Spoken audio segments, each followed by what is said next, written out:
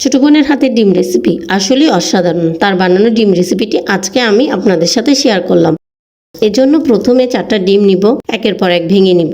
আপনি এটা 2টা ডিম, 4টা ডিম, 6টা ডিম হিসাব করে নিতে পারেন। এরপর ডিমগুলোতে আধা চামচ রসুন বাটা, আধা চামচ আদা বাটা, আধা চামচ মরিচের গুঁড়া, আধা চামচ হলুদের গুঁড়া, মাংসের মশলা, ধনিয়ার গুঁড়া দিয়ে দিব। এরপর মশলাগুলোকে একটা চামচের সাহায্যে ভালোভাবে মিক্স করে নিব।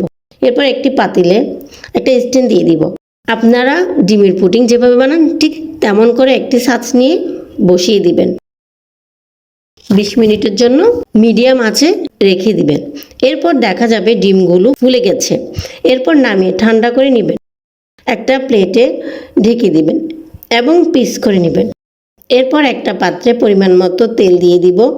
এরপর কেটে রাখা পেঁয়াজ কুচিগুলো দিয়ে দিব। এরপর কয়েকটা কাঁচামরিচ কেটে দিয়ে দিব। পেঁয়াজ বাদামি হয়ে আসলে এতে 1 চামচ রসুন বাটা, আধা চামচ আদা বাটা, 1 চামচ লবণ, আধা চামচ হলুদের গুঁড়া, 1 চামচ মরিচের গুঁড়া, আধা চামচ মাংসের মশলা দিয়ে কষিয়ে নিব। এটার স্বাদ আমার কাছে অনন্য লাগে। আপনিও বাসায় চেষ্টা করতে পারেন। আমার কাছে এই রেসিপিটা কোনো অংশে মাছ মাংস থেকে কম লাগে না। কষানো হলে কেটে রাখা টমেটোগুলো দিয়ে দিব এবং কষিয়ে নিব। এরপর টুকরো করে রাখা ডিমগুলো দিয়ে দিব এবং কষিয়ে নিব। এরপর অল্প একটু পানি দিয়ে দিব এবং 10 মিনিটের জন্য রান্না করব। এরপর ধনিয়া পাতা দিয়ে ছিটিয়ে দেব এবং নামিয়ে ফেলবো। আলহামদুলিল্লাহ, রেডি হয়ে গেল আমার ডিম রেসিপি। ভালো লাগলে ভিডিওটি লাইক, কমেন্ট, শেয়ার করতে ভুলবেন না।